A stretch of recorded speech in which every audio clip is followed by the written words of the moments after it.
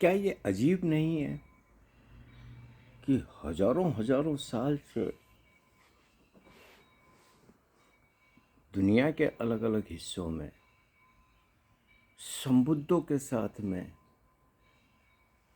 भीड़ ने अच्छा व्यवहार नहीं किया, गालियां दी, उनको मारा पीटा, जान भी ले ली। एक से एक आतताई हुए, एक से एक क्रूर शासक हुए, एक से एक हिंसक लोग हुए। उनके साथ तो ऐसा कुछ दिखाई नहीं देता।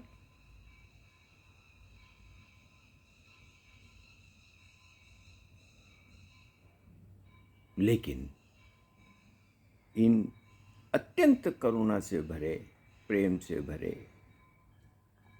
चेतना से भरे, चेतना के शिखर पे बैठे लोगों के साथ ये क्या किया। और आज भी ओशो के साथ क्या हुआ? ओशो ऐसा किसका क्या बुरा कर रहे थे?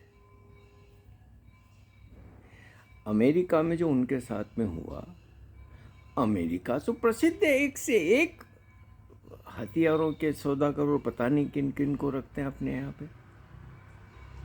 लेकिन ओशो बर्दाश्त नहीं हुए उनसे।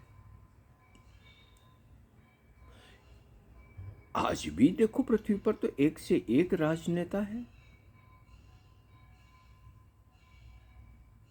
ओशो जैसा परम ज्ञानी बर्दाश्त नहीं हुआ इस मानवता को, इस भीड़ को।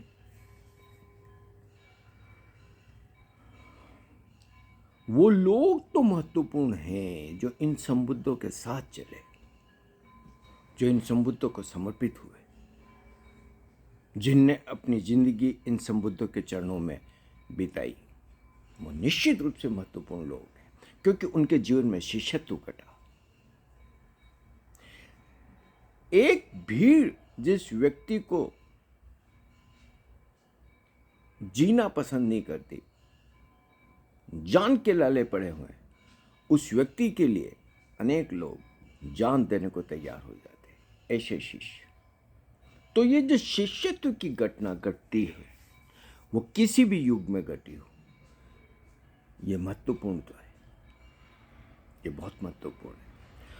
और आज के संदर्भ में जब मैं देखता हूँ, ओशो के संदर्भ में जब मैं देखता हूँ, तो मैं सोचता हूँ शायद इस पूरी मनुष्य जाति के इतिहास में सर्वाधिक बिरली घटना है कि लाखों लाखों लोगों के जीवन में शिष्यत्व घटा। क्योंकि आज का मानव बहुत जटिल हो चुका है। हजारों साल पहले मानव भोला था, प्रकृति के साथ जीता था, निर्दोष था, मासूमियत थी, निर्मलता थी। उनके लिए किसी समुद्र को पहचानना आसान था। लेकिन आज मनुष्य महत्वाकांक्षी है, प्रतियोगी है, प्रकृति से पूरी तरीके से दूर है, सिवाय दिमाग के कुछ नहीं। ऐसे जटिल व्यक्ति के जीवन में भी शिष्यत्व घट जाए तो यह चमत्कारों का चमत्कार है। न घटे तो ऐसी कोई बड़ी चीज नहीं।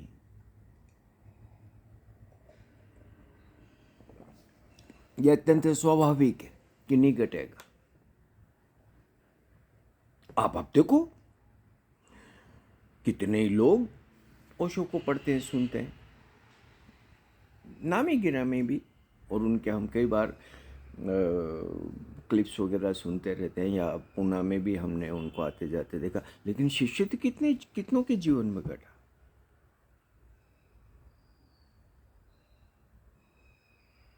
मैं नाम गिना सकता हूं, शिष्यत्व तो नहीं घटा। ऐसे ऐसे कलाकार जो ऐसे अभिभूत होते थे ओशो के लिए, लेकिन शिष्य तो नहीं बने। न शिष्य तो उनके अंदर घटा। उनकी प्रसिद्धि, उनका वैभव, उनका अपना एक जो संसार है, उसमें शिष्य के लिए जो हृदय चाहिए वो नहीं था। तो जो लोग ओशो के चरणों में बैठे, शीश निभाया, शिष्य बने, वो महत्वपूर्ण लोग हैं, वो बेहद महत्वपूर्ण लोग हैं। ये कह सकता हूँ कि जैसा ओशो ने कहा कि ये पृथ्वी के नमक है, अनेक लोग आए ओशो के पास में,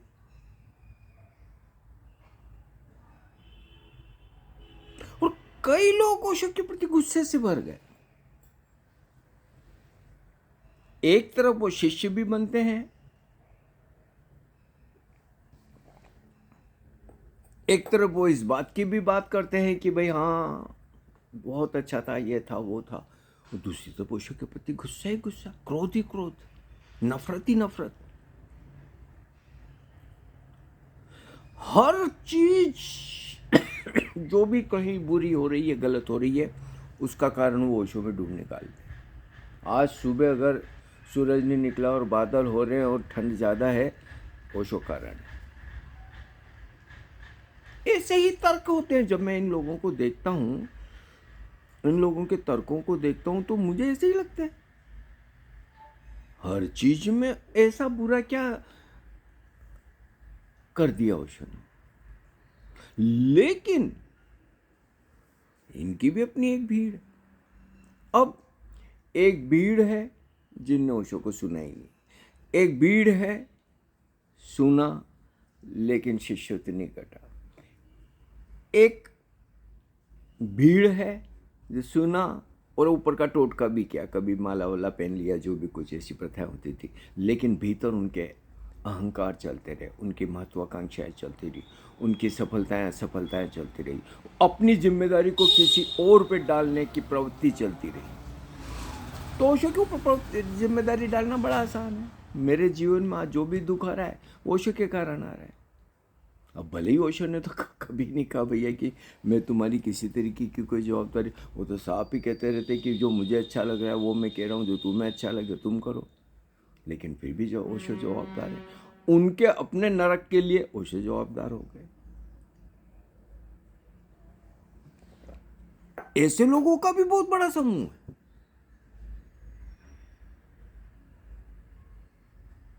और ऐसे लोग भी, शिवा ओशो का बॉडीगार्ड था, उसी ने कैसी गंदी किताब लिखी ओशो की।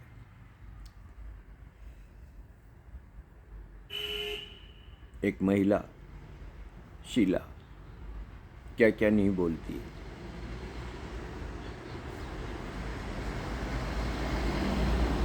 ओशो एक बार एक प्रवचन में किसी ने पूछा कि मैं बड़ा अनुग्रहित हूँ और आपसे मुझे ऐसा मिला और ऐसा, और तो ओशो ने कहा कि भैया मन का तुम्हारा एक उजला पक्ष अभी सामने है, जहाँ से तुम मैं बड़ा महान लग रहा हूँ, भगवान लग रहा हूँ।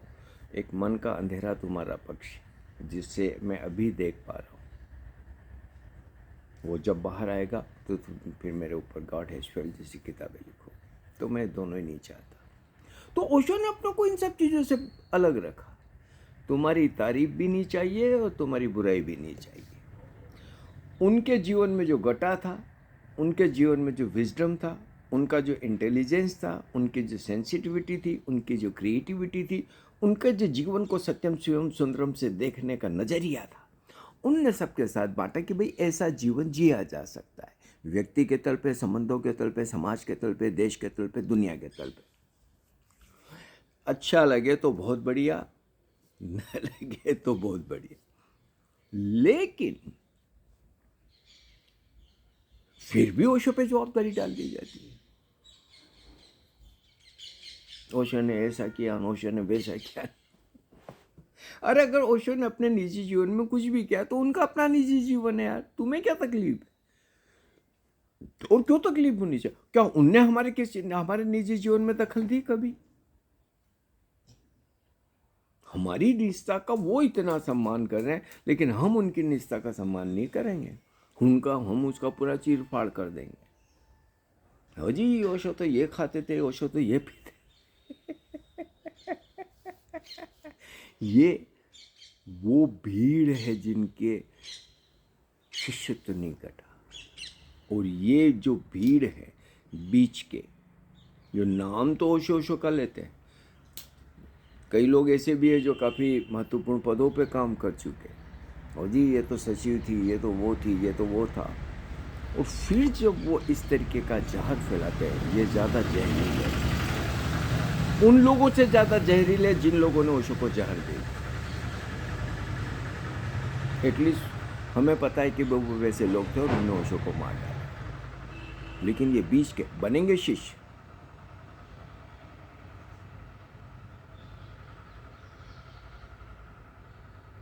लेकिन फिर नींव खो देंगे।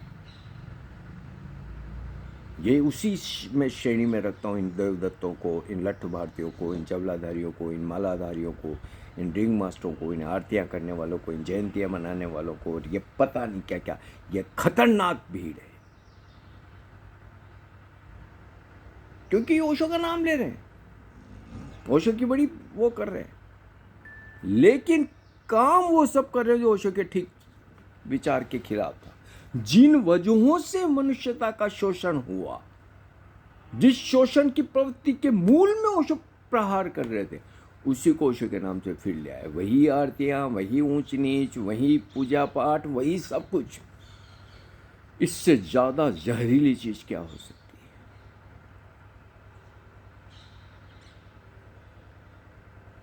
और ये चल रहा है, और ये पूरे देश में चल रहा है, या देश के बाहर भी चल रहा है। जबले पहन लेंगे, माला पहनेंगे, ओशो ओशो करेंगे, लेकिन ओशो की तो उनको पता ही नहीं कि ओशो है क्या।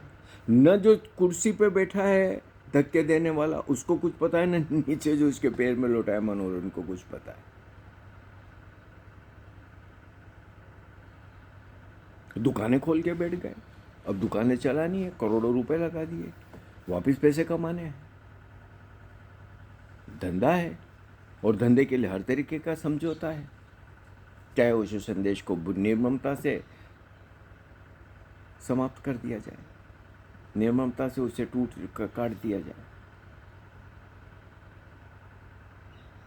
और ये पूरी भीड़ चलने के लिए, मैं जब देखता हूँ इनके क्लिप्स वगैरह, तो मैं तो हैरान हो जाता हूँ कि ऐसी दुकानें कैसे खोल के बैठ गए यार। ग्रुप्स के वीडियो बना के डाल रहे हो तुम फेसबुक पे, और जो सहभागी है उसको पता चल रहा है कि कैमरा चल रहा है, और कैमरे के सामने मटक रहा है। ये कौन सा ग्रुप है यार? लेकिन दुकानदारी है। और सामान्यतः इस तरीके के जो वीडियो बनते हैं, फोटो बनते हैं, उसमें 10 फोटो आते हैं, उसमें 9 लड़कियां दिखाई जाती है, क्योंकि लड़कियां लड़कियों को देख के जाती है, पुरुष लड़कियों को देख के जाते हैं। दुकानें चलानी भाई, ग्राहक बुलाने हैं।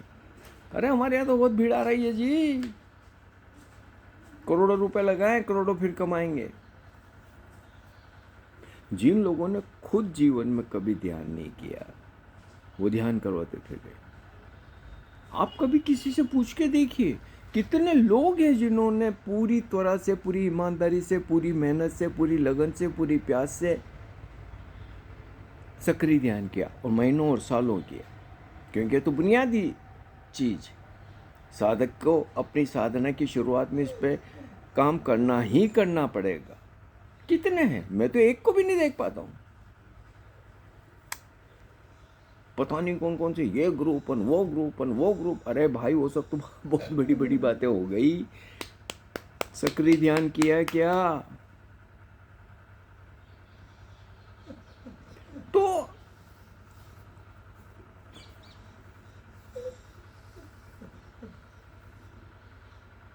ओशो की वाणी को, ओशो के संदेश को इस सारी कोलाहल में विरोध है, विरोधी हैं, भीड़ है जिनको ओशो से कुछ भी संबंध नहीं है, पूरी उपेक्षा किए हुए हैं, लोग हैं जो ओशो के दुश्मन हैं, कथित सन्यासी हैं, शिष्य बनते हैं, वो दुश्मन हैं, वो जहर डाल रहे सब तरीके से, और थोड़े से हैं जो शिष्यत्व घटा है, और वही एकमात्र आशा की किरण है। ये जो छोटा सा समूह है जिनके भीतर शिष्यत्व घटा है, यस ओशो, यस, वो बहुत महत्वपूर्ण लोग, वो मूल्यवान लोग, और जिनके जीवन में शिष्यत्व घटा, कोलाहल नहीं करते, चीख पुकार नहीं करते, चिक चिल्लाहट नहीं करते, दिखावा नहीं करते, दुकानें खोल के नहीं बैठते, कुर्सियों पे बैठ के धक्के नहीं देते, जबले माला पहन के उछलते नहीं है, फिल्म गानों पे ठुमकते नहीं है। नहीं कर सकता क्या एक शिष्य ओशो का? ओशो के शिष्य में एक प्रसाद होगा, एक इंटेलिजेंस होगा। ओशो से जब पूछा गया कि जब उनने कपड़े और माला पहनने के मना किया तो कि अब हम कैसे पहचाने जाएंगे, पहले तो कपड़े और माला से पहचाने जाते थे कि हम ओशो के शिष्य हैं। तो ओशो ने कहा ठीक है, बताओ, तुम्हारा प्रसाद, तुम्हारा प्रेम, तुम्हारी शांति, तुम्हारा इंटेलिजेंस, तुम्हारी क्रिएटिविटी, कोई देख के कहे कि ओशो का सन्यासी होना चाहिए। ये शिष्य वर्ग जो है,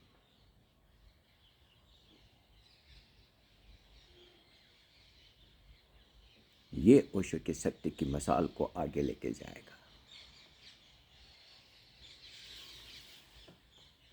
ये महत्वपूर्ण है।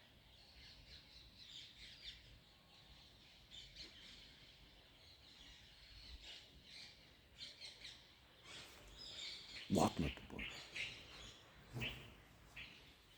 और ऐसे बहुत प्यारे प्यारे शिष्यों से हमारा मिलना हुआ, हमारा